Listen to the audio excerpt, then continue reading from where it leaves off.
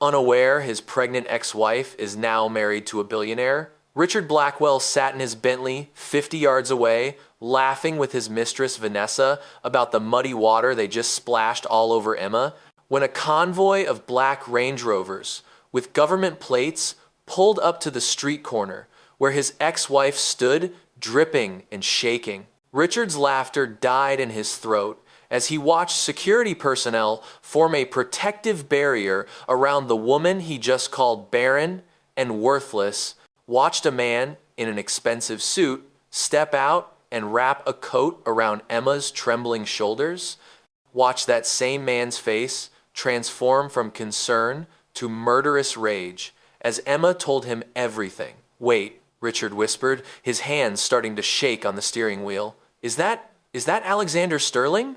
Vanessa's face went white. "Oh my God, Richard, that's the Alexander Sterling, the billionaire's son. What did you just do?" But Richard couldn't answer because Alexander Sterling was walking directly toward their Bentley. His eyes locked on Richard like a predator who just found his prey, and in that moment, Richard Blackwell realized with absolute horror that the poor, desperate woman he just humiliated in front of cameras wasn't struggling at all. She was married to the man who controlled every contract, keeping his 47-pound million empire alive. What happened in the next 72 hours didn't just shock Richard and his mistress, it destroyed them in ways they never saw coming, and by the time Alexander's father made his announcement on live television 3 weeks later, Richard would lose his company, his fortune, his mistress, and every shred of dignity he ever had.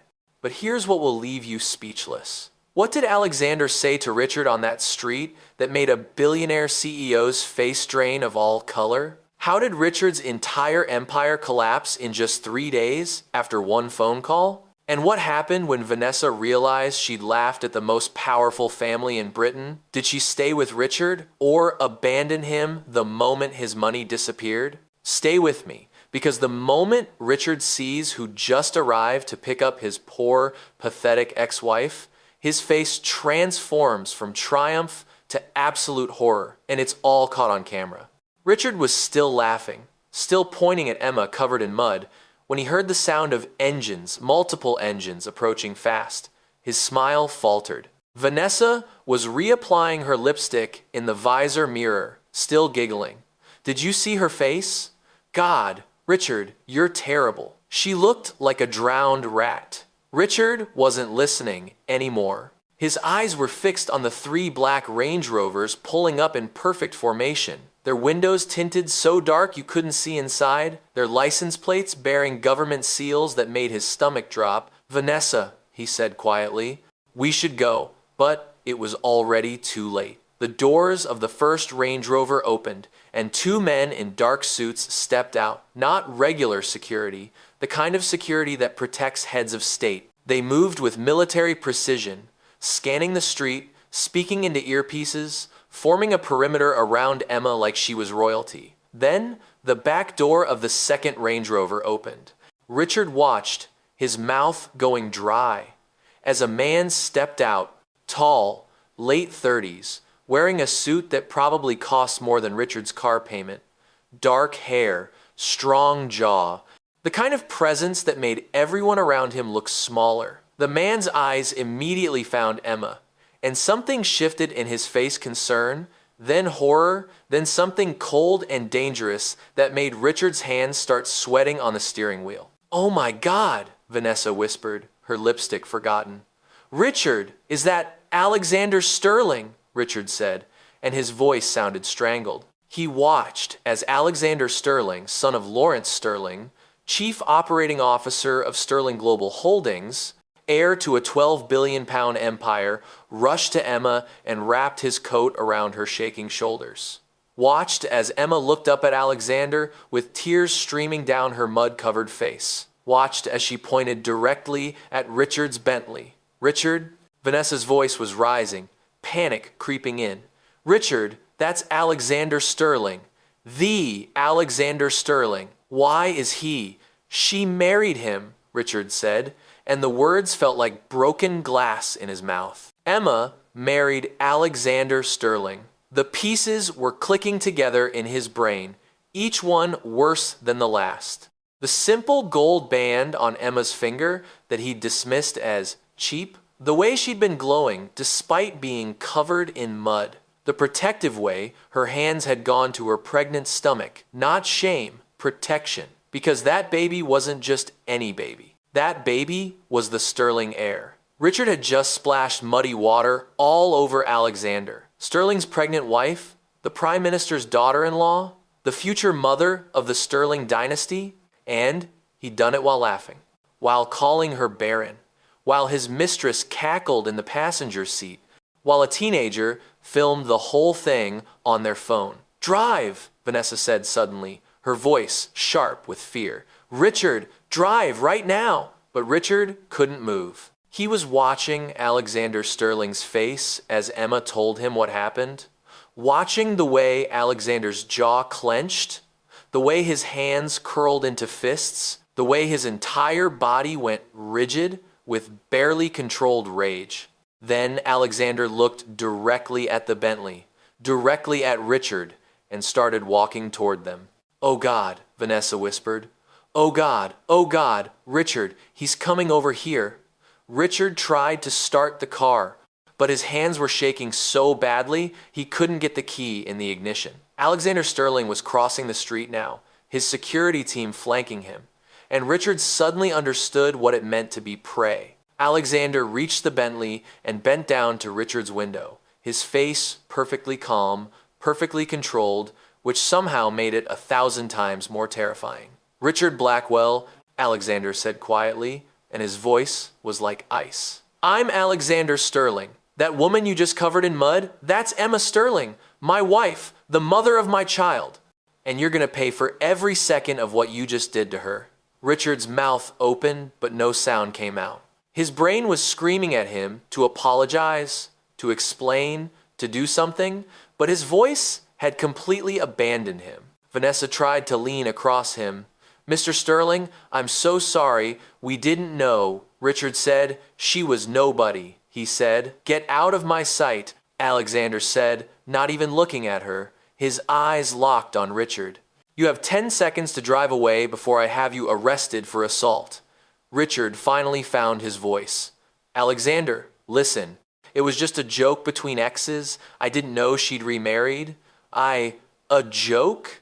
Alexander's eyes were murder. "You mocked her dead baby. You called her barren. You humiliated my pregnant wife on a public street while someone filmed it. Does that sound like a joke to you?" Richard's phone started ringing. He ignored it, but Alexander smiled cold, predatory. "You should answer that." The phone kept ringing. Richard's hands shook as he pulled it out. The screen showed his board chairman's name. "Hello?" Richard's voice cracked. "Richard!" His chairman's voice was panicking, screaming. "Sterling Global Holdings just pulled out. Everything. £340 million in contracts. Gone. They're citing ethics violations and conduct unbecoming. What did you do?" Richard's face drained of all color. He looked at Alexander, who was still standing there, still watching him with those cold, calculating eyes. "That's just the beginning," Alexander said softly. "By tomorrow morning, you won't have a company. By next week, you won't have a reputation. And by the time my father is done with you, you'll wish you'd shown my wife the respect she deserved." Alexander straightened up, turned around, and walked back to Emma, wrapped his arms around her, helped her into the Range Rover like she was made of glass. The entire convoy drove away, leaving Richard sitting in his Bentley with his chairman screaming in his ear and Vanessa staring at him with dawning horror. "Richard," Vanessa said slowly, "what have we done?" The video went viral in 17 minutes. The teenager who filmed everything posted it with the caption, "Billionaire CEO splashes mud on pregnant woman," who turns out to be Alexander Sterling's wife. Watch what happens next. By the time Richard got home, it had 10 million views. His phone wouldn't stop ringing. Journalists, investors, board members, all demanding answers. Vanessa sat on his couch, scrolling through social media, her face getting paler with every swipe. "Richard, they're calling you a monster. My Instagram is getting flooded with death threats. People are saying I'm just as bad as you." Richard paced his living room, trying to call his PR team, his lawyers, anyone who could make this go away. But every call went the same way: panic, blame, threats to quit. At midnight, his CFO sent an email. "Effective immediately. I'm resigning. I can't be associated with this." By morning, 3 major banks had called emergency meetings. With sterling contracts frozen, Richard's credit lines were at risk. They wanted £60 million. 30 days to pay. "We can liquidate assets," Richard said desperately. "We can—" "Mr. Blackwell," his banker interrupted coldly, "you assaulted a member of the Sterling family on camera. No bank in Britain will touch you." The stock market opened. Blackwell Estates started at £42.50 per share. By noon it was £28.30. By market close, £19.80. A 53% crash in one day. Richard watched his personal fortune evaporate. £22 million gone in 6 hours. His board called an emergency meeting. 12 members sat around the mahogany table, and not one of them would meet his eyes. "Richard," his chairman said, and his voice was funeral quiet. "The board has voted. You're removed as CEO effective immediately. Marcus will take over." "You can't do this!" Richard slammed his fist on the table. "I built this company." "And you destroyed it in one afternoon," his chairman said. "Security will escort you out." Richard sat in his Mayfair flat that night, watching the news coverage. Every channel was running the story. Property developer humiliates Prime Minister's daughter-in-law. They showed the video on loop. Emma standing there pregnant and dripping, Richard laughing, Vanessa cackling. He looked like a villain. He was a villain. Vanessa walked in with 2 suitcases. "Where are you going?" Richard's voice was hollow. "I'm leaving." She wouldn't look at him. "Matthew Thornton called, the hedge fund manager. He wants to take me to dinner." "You're leaving me for someone else?" "Now? I'm leaving you because you're about to lose everything, Richard, and I'm not stupid enough to stay." She grabbed her bags and walked to the door. These 2 years, did they mean nothing? Richard's voice broke. Vanessa finally looked at him. There was nothing in her eyes. No love, no pity, nothing. They meant expensive dinners and a lifestyle I couldn't afford. Alone. But that's over now. The door closed. Richard sat alone in his half-empty flat, realizing he'd destroyed his marriage to Emma for Vanessa. And Vanessa never cared about him at all. 3 weeks later, Richard was living in a 2-bedroom flat in South London.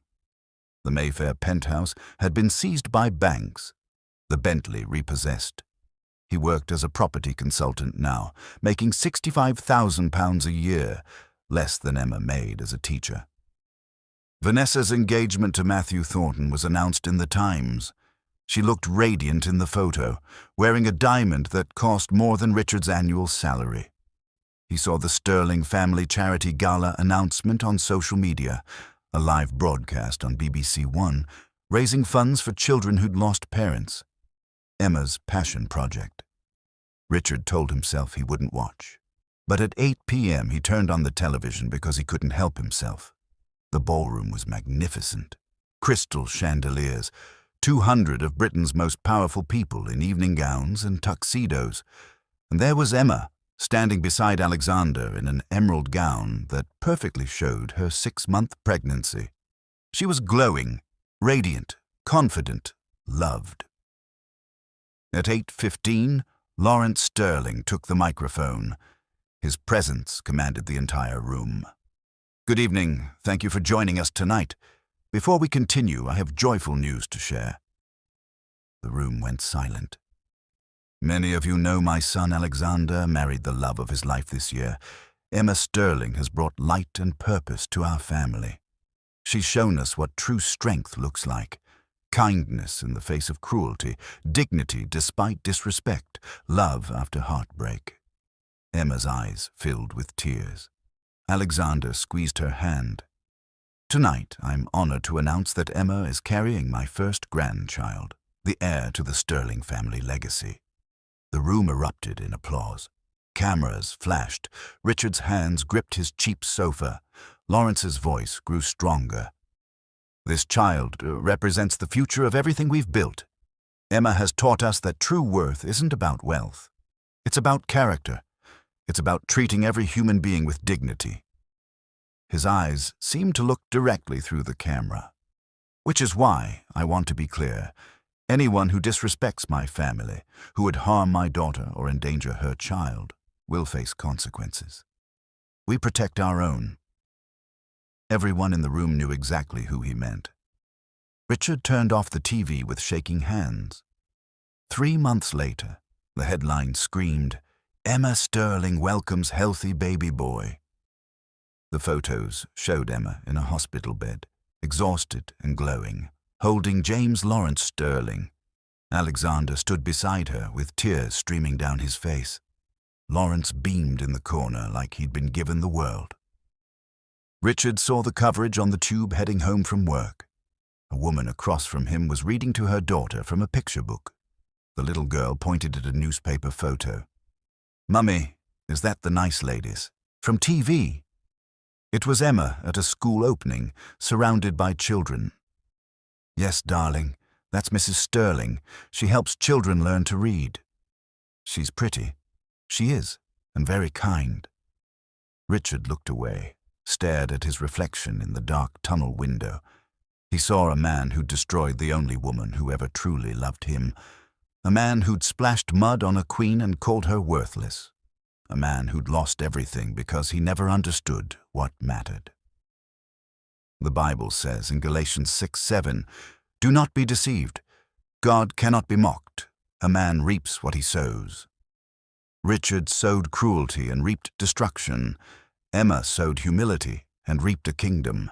He didn't lose Emma to Alexander Sterling. He lost Emma to himself. If this story touched your heart, please subscribe to our channel and turn on the notification bell so you never miss stories that prove character, not wealth, determines destiny. Tell us in the comments where you're watching from and share this with someone who needs to remember that how we treat people matters more than what we own. Sometimes the best revenge isn't revenge at all. It's living well enough that karma handles the rest. God bless you.